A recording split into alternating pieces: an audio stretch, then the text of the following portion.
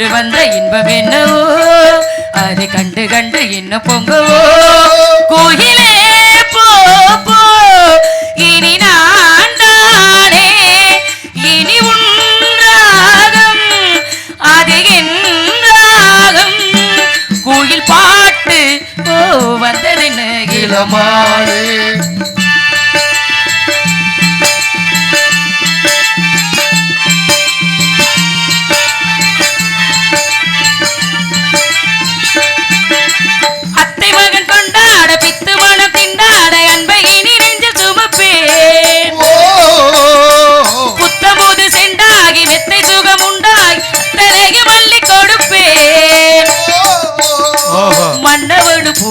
பாதையில் பாசமலர் மல்லிகைப்பு மெத்தவிருப்பேன் உத்தரவு போடும் நேரமே புத்துநகை பெட்டகத்தை முங்கி திறப்பேன் மௌனம் போனதென்று ஒரு கீதம் பாடுறேன் வாழும் ஆசையோடு இன்று வாசல் தேடுறேன் கீதம் பாடுறேன் வாசல் தேடுறேன் குயில் பாட்டு வந்ததென்ன இளமானே அதை கேட்டு செல்வதெங்கே மனம்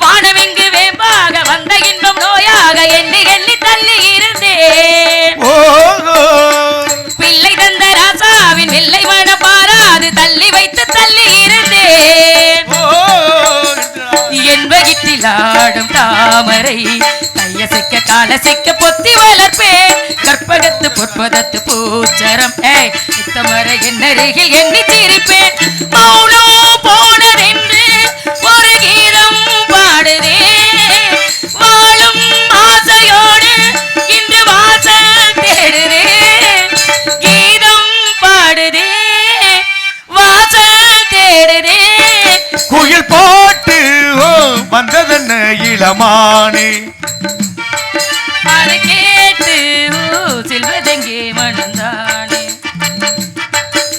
என்று வந்த இன்பம் என்னவோ அதை கண்டு கண்டு இன்னும் பொங்கவோ கோயிலே போ போ இனி நான் தானே இனி உன்றாகம் அது என்றாகம்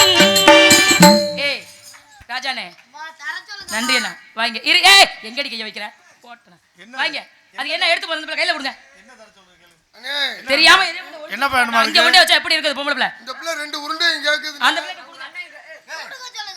நீ தான் கூட வாயில அடைக்கிறது மாவு உருட்டினியா உள்ள இரு நான் போய் பார்த்துட்டு வரேன் வச்சத காணோம் அந்த உருண்டை இல்ல குண்டு மாதிரி இருக்கும் என்ன உருண்டை கடிச்சு இந்த ரெண்டு உருண்டை ஐயோ என்னது இது என்ன கொத்தோட அத்து பிடிச்சு வேற உருண்டை ஏன் உருண்டை எடுத்துட்டே முகரை மூஞ்சி பாரு எதுக்குள்ள கொண்டை வச்சிருக்கிற அழைத்ததின் காரணம் என்ன சாமி விரும்பி கேட்டுட்டாரு சுவாமி அழைத்து வாருங்கள் சுவாமி வாருங்கள் இந்த உருண்டையில வேணுமா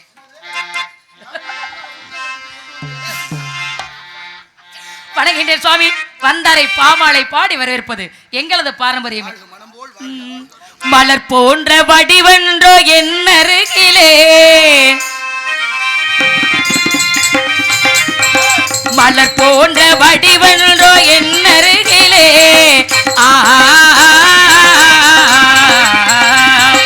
மயங்காதோ மனமின்று உன் நினைவிலே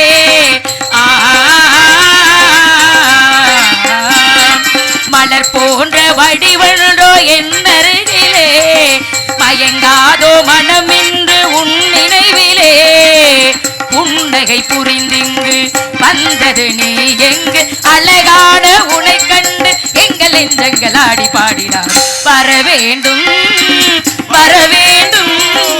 வாழ்வினில் துயர் தீர்க்க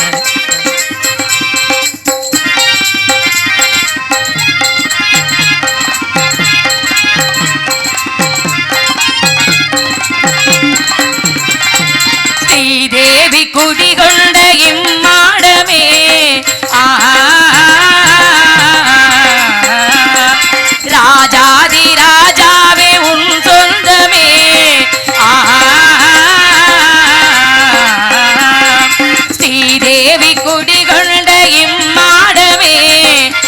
ராஜாதி ராஜாவே உன் சொந்தமே பலகிடு குணசீலா அழகியின் குணபாலா உன் முன்னே இசை ஒலிக்க மங்கையர் மலரை தூவிட பழகின்ற சுவாமி நாட்டு மக்கள் அண்ணல் தோழிகள் இச்சிறுவளுக்கு உல்லாசி கூறுகள். வாழ்க பல்லாண்டு முகநக நட்பது நட்பன்று நெஞ்சத்துள் அகநக நட்பது நட்பு என்றபடி வந்தவுடனேயே முகமலர்ச்சியான வரவேற்பு வந்தாரை வாழ வைக்க வந்தமிழ் நாடு வேற்றுமையில் ஒற்றுமை காண்பது தமிழர் பண்பாடு பண்பாடு உரையாமல் வரவேற்றதனால் அகமகிழ்கிறேன் என்றும் உள்ள தெந்தமிழ் இயம்பி இசை கொண்டான் என்று கம்பர் பாடியது போலே நீர்மையை இனிமை நிறைந்தது எனலாகும் என்று நிகண்டு கூறுவது போல அழியாத தமிழ் போல் இளமை குன்றாது நீ வாழ்க என்று வாழ்த்துகிறேன் மகளே.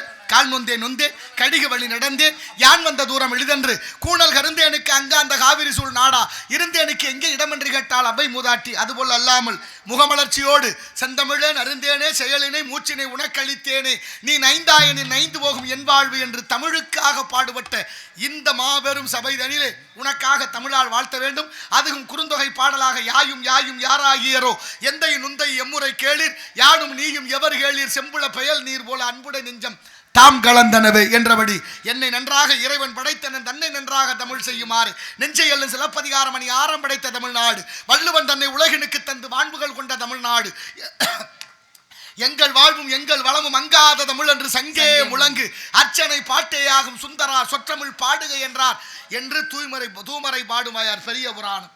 பாவை வாடிய வாயால் கோவை பாடுக கோவை பாடிய வாயால் பாவை பாடுக என்று நடராச பெருமான் மாணிக்க வாசகரை கேட்டுக்கொண்டார். அப்ப இறைவனுக்கு பிடித்த மொழியான தமிழ் பெருமாள் கோயில இன்னைக்கும் சொல்லுவாங்க பைந்தமிழ் பின்னே சென்ற பச்சை பசுங்கொண்டல் என்று. பைந்தமிழ் பின்னே சென்ற பச்சை பசுங்கொண்டல் என்ன அர்த்தம்? பெருமாள் வீதி உலா வரும் பொழுது தமிழ் முன்னாலே வருமாம், பெருமாள் பின்னால வருவாராம். எந்த தமிழ் வருது? 4000 திவ்ய பிரபந்தம் என்ற ஆழ்வார்கள் பாடிய அந்த பாசுரங்கள் ஒலிக்குமாம். முன்னாலே தமிழ், பிறகு பெருமாள், அவருக்கு பின்னாலே வடமொழியான சமஸ்கிருதம். இப்படியெல்லாம் சொல்லப்பட்ட தமிழாலே உன்னை வாழ்த்துவது கடமையாகும். ஒரு தங்கரதத்தில் பொன்மஞ்சள் நிலவு ஒரு தங்கரதத்தில் பொன்மஞ்சள் நிலவு என் தெய்வம் தந்தே தெய்வம் தந்தே என் தங்கை ஒரு தங்கரதத்தில் பொன்மஞ்சள் நிலவு ஒரு தங்கரதத்தில் பொன்மஞ்சள் நிலவு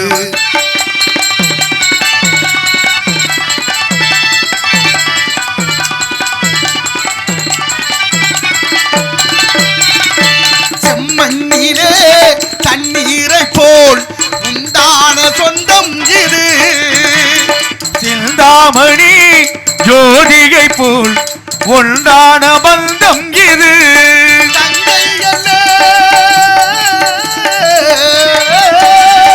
தங்கை அல்ல தாயானவள் கோடி பாடல் நான் பாடக்கூடாது. ஒரு தங்கரதத்தில் பொன்மஞ்சள் நிலவு ஒரு தங்கரதத்தில் பொன்மஞ்சள் நிலவு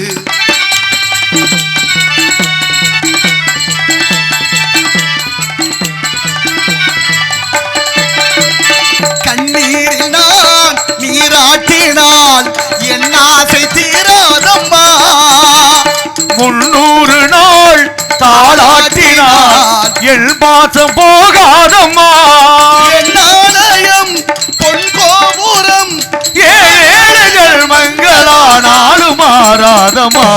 ஒரு தங்கரதத்தில் பொன்மஞ்சள் நிலவு ஒரு தங்கரதத்தில் பொன்மஞ்சள் நிலவு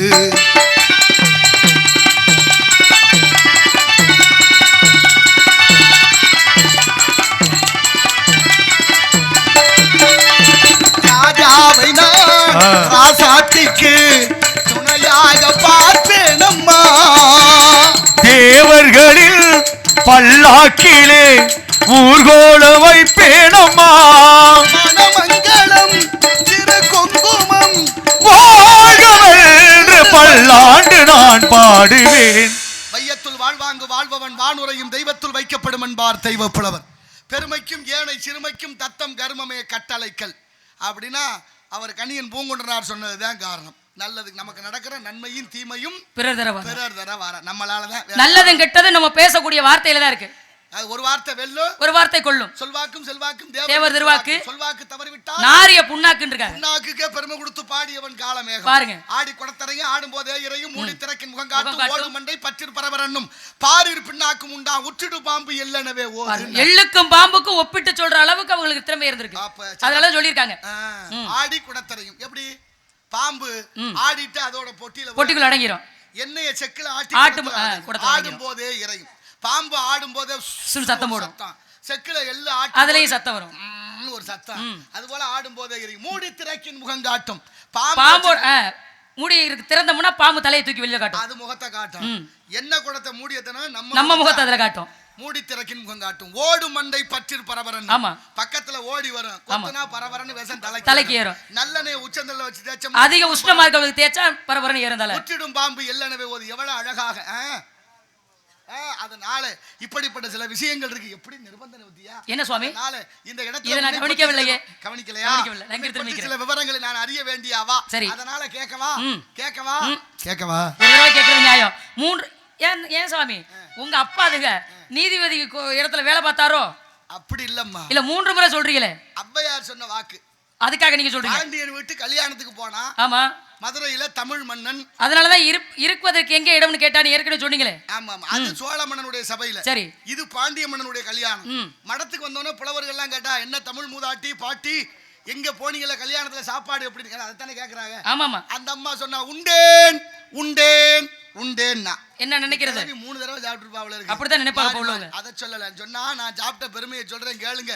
கூட்டத்துல தள்ளுண்டேன், அதனால் நெருக்குண்டேன், சோறு உண்டிலேன், சுருக்குண்டேன் வயிறுன்னாலாம். பட்னியா இருக்கிறதுக்கு இவ்வளவு தூரம் சொல்லியிருக்காங்க. ஒரு வார்த்தைக்கு 3 அர்த்தம் இருக்கு. தண்ணியில விழுந்துட்டோம்னா 3 பிழை பொறுக்கும். தூக்கி தூக்கி மேல விடுமா. ஆமா, கங்கை. அந்த கங்காதேவி. அப்போ எப்பவும் பாரு சில பேர் நீதிமன்றத்துல கூப்பாடு 3 முறை. அது மாதிரி ஒருத்தர் எச்சரிக்கை, 1க்கு 2 தடவை சொல்லிட்டேன், அதுக்கு மேல பாப்பறேன் அப்படி எச்சரிக்கை. இதுதான் உனக்கு முதலும் கடைசியும் அப்படின்னு சொல்றது உண்டு. கேட்க வேண்டியதை கேளுங்கள் சுவாமி.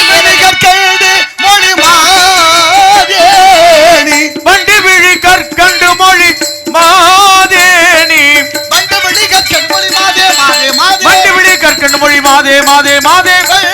விழி கற்கண்டு மொழி மாதேனி. வாழ்ந்திருக்கும் நாடது சொல் கோதே. ஞான நிலைத்தான் உணர்ந்த சுவாமி. ஞான நிலைத்தான் உணர்ந்த சுவாமி. ஞான நிலைத்தான் உணர்ந்த சுவாமி. ஞான நிலைத்தான் உணர்ந்த சுவாமி. ஞான நிலைத்தான் உணர்ந்த சுவாமி சுவாமி சுவாமி. ஞான நிலைத்தான் உணர்ந்த சுவாமி சுவாமி சுவாமி. ஞான நிலைத்தான் உணர்ந்த சுவாமி சுவாமி சுவாமி. ஞான நிலைத்தான் உணர்ந்த சுவாமி சுவாமி சுவாமி. ஞான நிலைத்தான் உணர்ந்த சுவாமி. எங்கள் நாடுமலை நாடு என்பார் சுவாமி. நாடு என்ப நாடா வளர்ந்த நாடல்ல. மின்னலிடை மாதே. கந்த மலர் மில்ல இடை மாதே. தாய் தந்தை பெயரென சொல் இப்போதே. தந்தை பெயர் நம்பி என்பார் சுவாமி. எந்தன் தாய் நங்கை மோகினி என்பார் சுவாமி. தொண்டை நாடு, நிலம், குறிஞ்சி நிலம், அமைத்திருப்பது, பரன், பேசுவது, தமிழ், 3 எழுத்து கூட்டம். நாங்க பெண்களுக்குரிய பருவங்கள் 7 வகை. அடைந்திருக்கும் மங்கை பருவம், ஆடிப்பட்டம், தேடி விதைக்கணும், தூத்தணும், பருவத்தை பயிர் செய்யணும், பெரியவர் செய்தார். பெரியவர் செய்வது பெருமாள் செய்தது போல் பெருமாள் பேர ஒரு விசேஷத்தை நடத்தலாம் நினைக்கிறேன். நீங்க பருவகாலத்தை வீணாய் பருவகாலத்தை வீணாய் பாழாக்கி விடலாமோ அம்மா அம்மா. மறுவிய விதி தன்னை. மருவிய விதி தன்னை. மறுவிய விதி தன்னை மாற்றையவராலாகும் சுவாமி சுவாமி. விதி விதி என்பதெல்லாம் வீண் வார்த்தை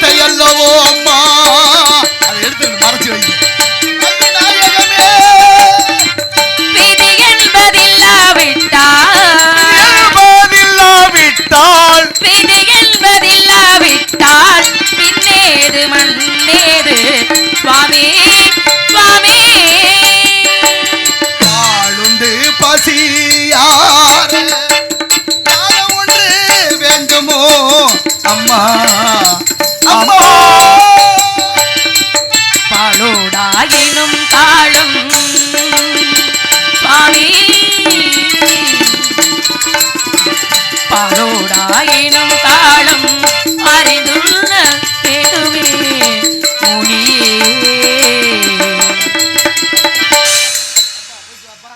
என்ன பாடு சரி இருக்கு. பாலாக இருந்தாலும் உணவாக இருந்தாலும் நேரம் காலம்னு ஒண்ணு இருக்கு. அந்த நேரங்காலத்தோட சாப்பிட்டோம்னா அது ஜீரணமாகும், உடம்புக்கு ஆரோக்கியமா இருக்கும். இல்லைன்னா நேரம் கெட்ட நேரத்தை முதல் சாப்பாடே சாப்பிடக்கூடாதுன்னு சொல்லியிருக்காங்க. பால் தயிர் மோர் கீரை இதெல்லாம் இரவில் சாப்பிடக்கூடாது. சில பேர் செரிக்கும் சாப்பிடாது உண்டு. ஜீரண சக்தியாக 9 மணி நேரம் ஆகும். இப்ப பாலாவே இல்ல இல்ல பாலா இருக்கு. பசுமாடே இல்ல, அப்புறம் பால் எப்படி வரும்? பாலா இல்ல, பாலுன்னு நினைச்சு வாங்குறதெல்லாம் பாலா இருக்கு. அது ஒரு பக்கம் போட்டோம்.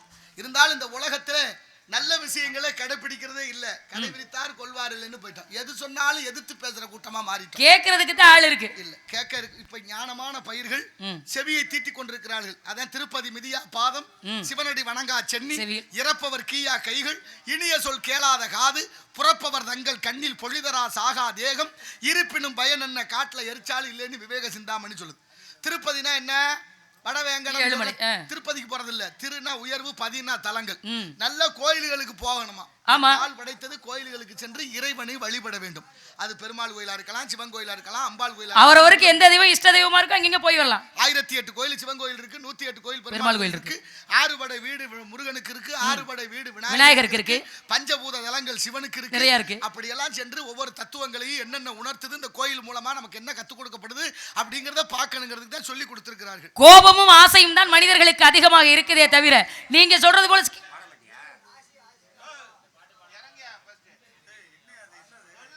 அப்படி அமைதி சாந்தம் ரொம்ப தேவை. அப்படி நிறைய ஸ்தலங்கள். அதான் திருப்பதி மிதியா பாதம். இப்ப சொன்னது உண்மையாயிருச்சு. சிவனடி வணங்கா சென்னி.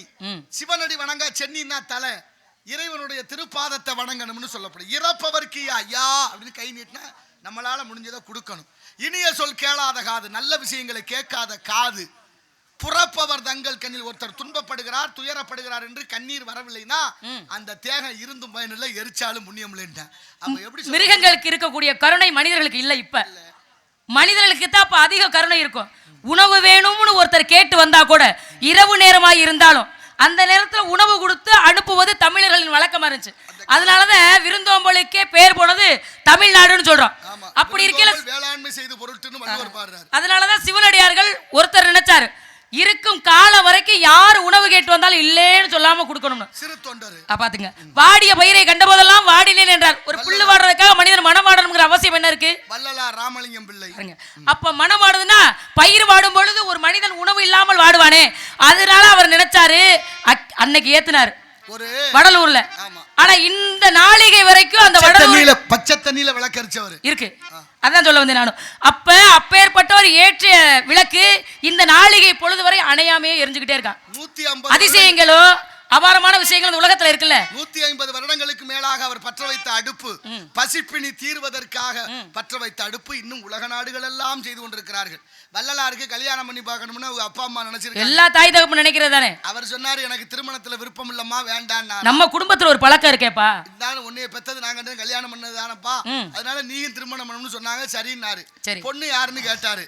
நேரா பொண்ணு வீட்டுக்கு போனாரு. நீங்க என்ன திருமணம் பண்ணிக்க சம்மதம் சொன்னீங்களாமலோன்னு கேட்டாரு. ஆமான்னு அந்த பொண்ணு சொன்னாங்க. எதுக்காக என்னை விரும்புனீங்கன்னு கேட்கிறாரு. நான் வந்து கல்யாணம் பண்ணி உங்களுக்கு புள்ள ஊட்டி பெத்துக்கணும்னு ஆசைப்படல, காலம் பூரா உங்களுக்கு ஒரு அடியார் ஒரு உதவி பண்ணணும், தொண்டு செய்யணும்னு ஆசைப்பட்டேன்னு. அப்படியா? கல்யாணம் நடந்துருச்சு. திருமணம் நடந்த உடனே முதல் இரவு அறைக்குள்ள போனாங்க. 10 மணி 2 விளக்கு. அந்த காலத்துல எண்ணெய் விளக்கு, விளக்கெண்ணெயில விளக்கு போடுவாங்க. ஆமா, எண்ணெய் ஊத்தி லேசா தூண்டி விட்டுக்கிட்டே இருந்தா எரியும் விளக்கு. இப்ப ஐயா ஒரு சாக்கு மூட்டையை அவுத்து ஒரு ஓலைச்சுவடி எடுக்கிறாரு. அந்த அம்மாட்ட ஒரு ஓலைச்சுவடியை கொடுக்குறாரு. ஐயா ஒரு ஓலைச்சுவடியோட உட்கார்ந்தாரு. 2 பேரும் படிக்க ஆரம்பிக்கிறாங்க. பொழுது விடிஞ்சிருச்சு 5:30 மணி. இப்ப ஐயா கேட்டாரு, படிச்சு முடிச்சியெல்லாம்? படிச்சுட்டேன். இப்ப மன தெளிவு வந்துருச்சா? தெளிவு வந்துருச்சு. என்ன செய்ய போறீங்க? நான் பாட்டுல என் வேலையை பாக்குறேன். நீங்க பாட்டுக்கு உங்க வேலையை பாருங்க. நீதிமன்றம் போகல, வழக்கறிஞர் வைக்கல, விவகாரத்து. அப்புறம் என்ன? எப்படி பாரு. எதனால?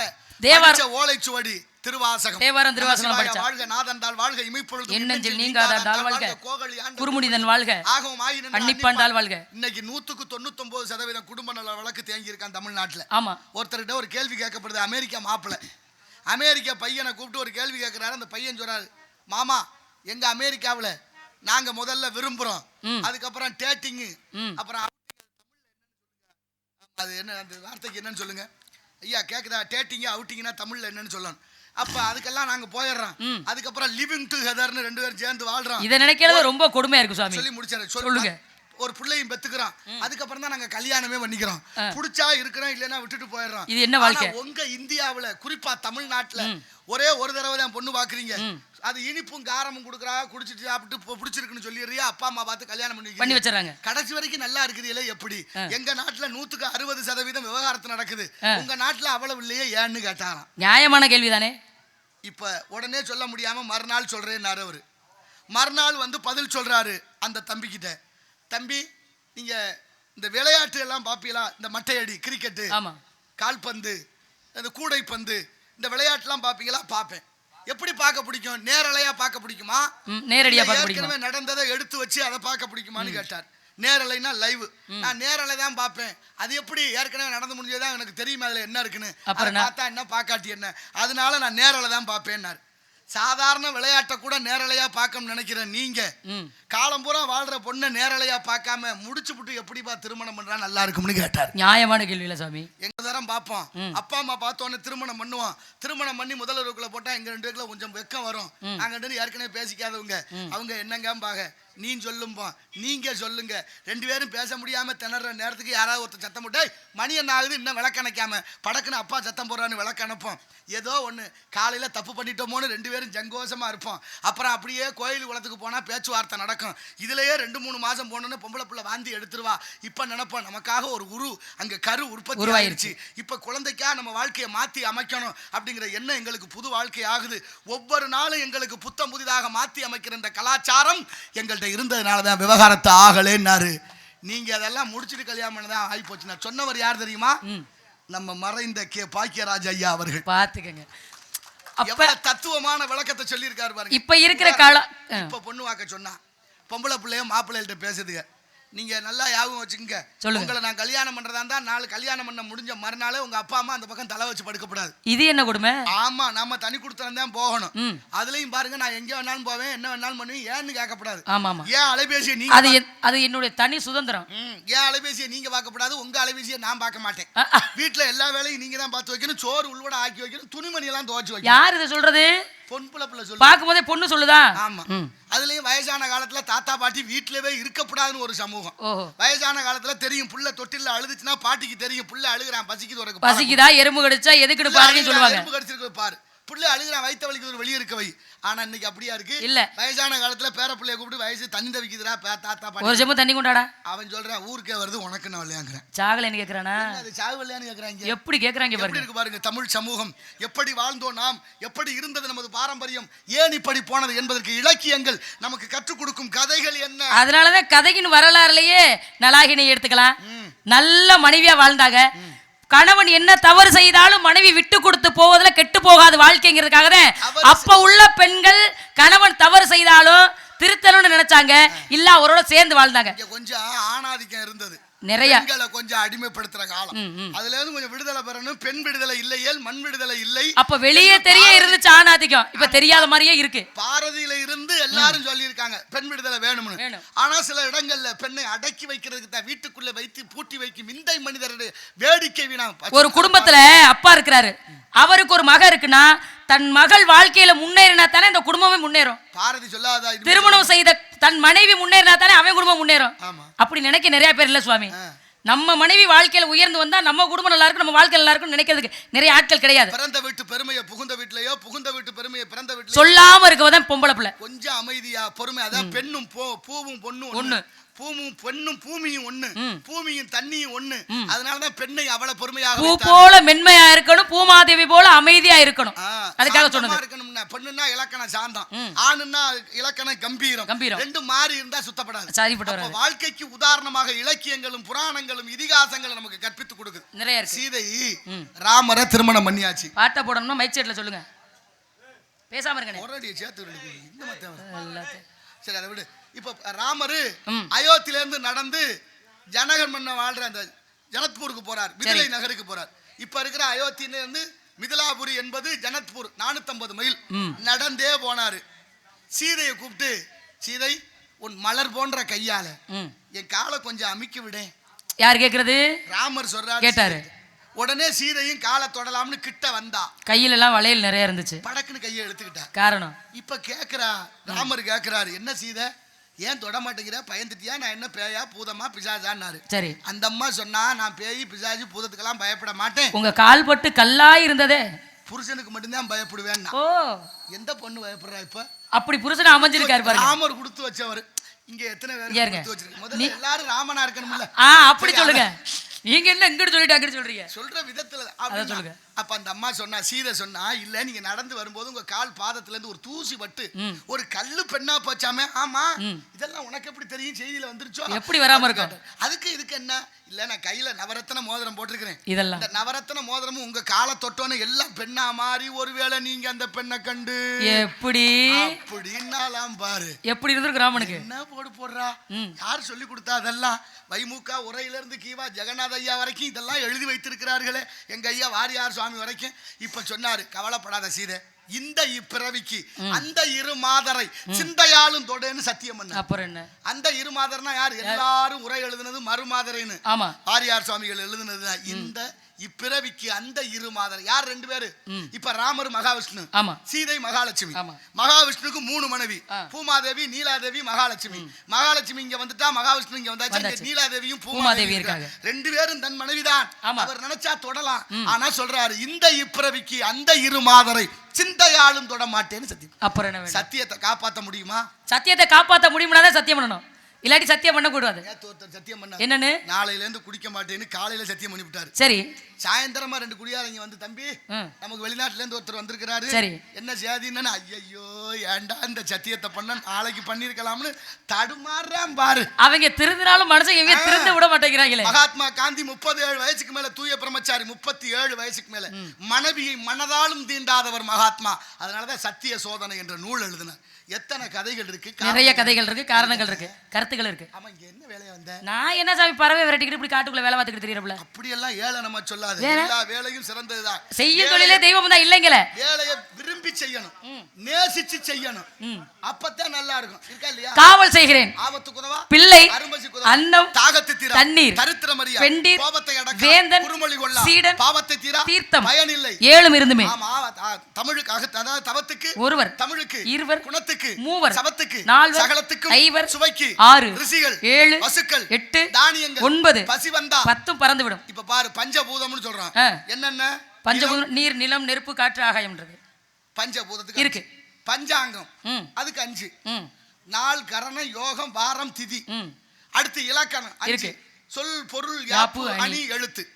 இப்ப அடுத்து பஞ்சாமிர்தம் அதுக்கு 5 பொருள் சேர்க்கிறாங்க. என்னென்ன? வாழைப்பழம், கற்கண்டு, பேரிச்சம்பழம்.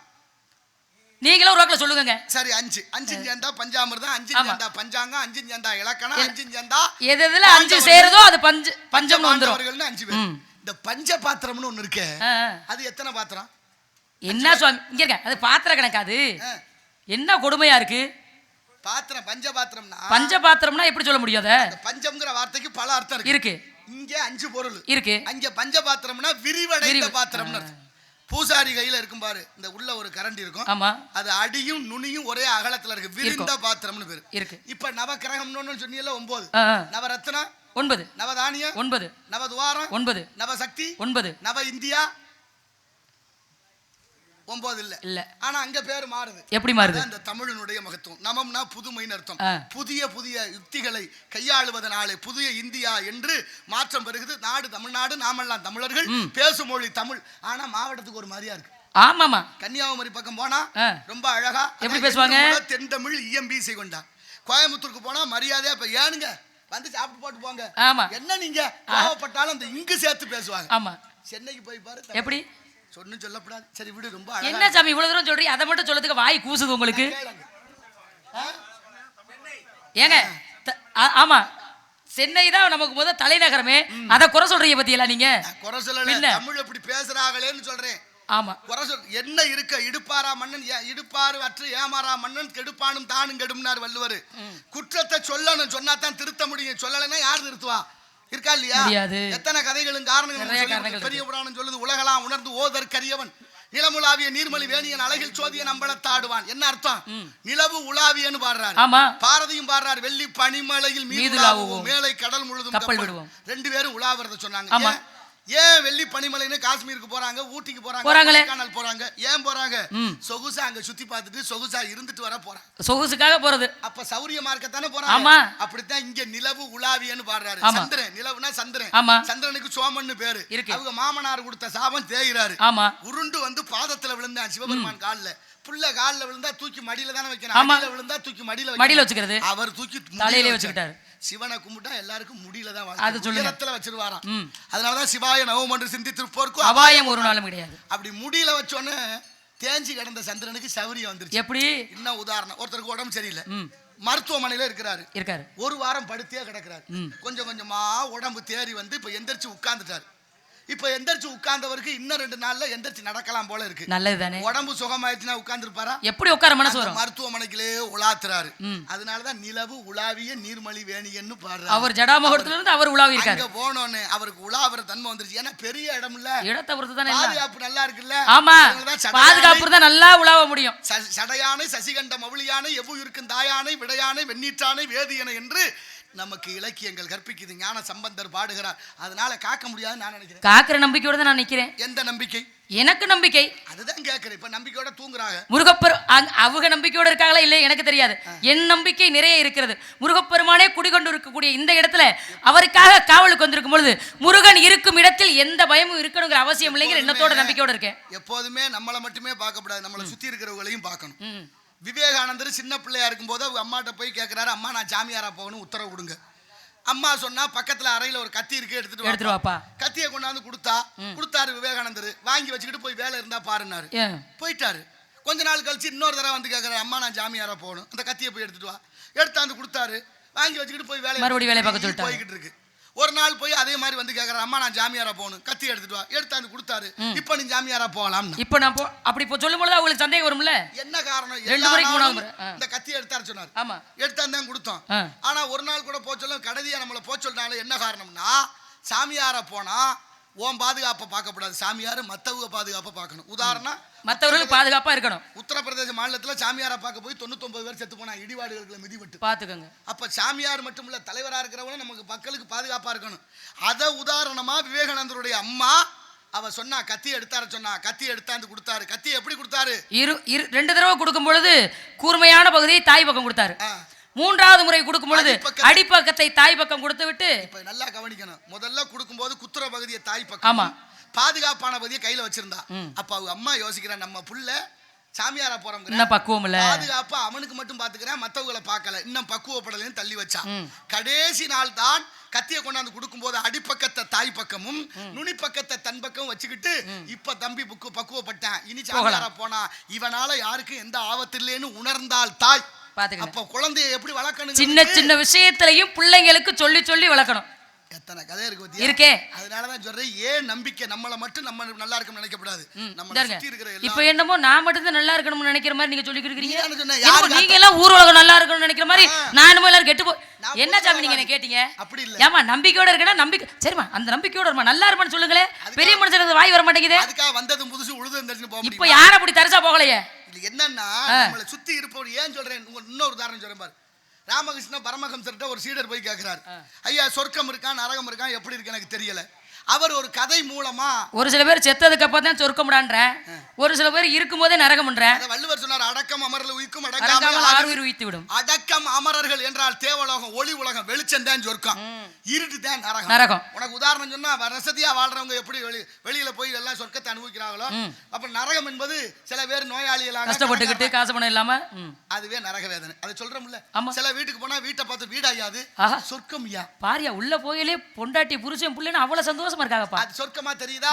சில வீட்டுக்கு போனா வீடாடாது, பல்ல உடைப்பேண்டி உடைச்சுதான் பாருங்களே. இந்த அக்கா யோக்கியமா, நீ என்ன உங்க குடும்பம் சரி வேண்டாம் அப்படி போயிரு. அதுக்கு பேர் வீடு இல்ல நரகம்னு சொல்ற வழக்கம். இப்ப ராமகிருஷ்ண பரமஹம்சத்தை கேட்டோன்னே அவர் சொன்னார், ஒரு உதாரணமா ஒரு கதை சொன்னாரு. சொர்க்க நரகம் என்ன தெரியுமா? சொல்லுங்க. நரகத்திலையும் சொர்க்கத்திலையும் நிறைய உயிர்கள் துன்பப்படுது, சொர்க்கப்படுது. சொர்க்கத்துல சுகமா இருக்கு, நரகத்துல துன்பமா இருக்கு. இப்ப ஒரு அடியார் வந்து நரகத்துக்கு போனாரு.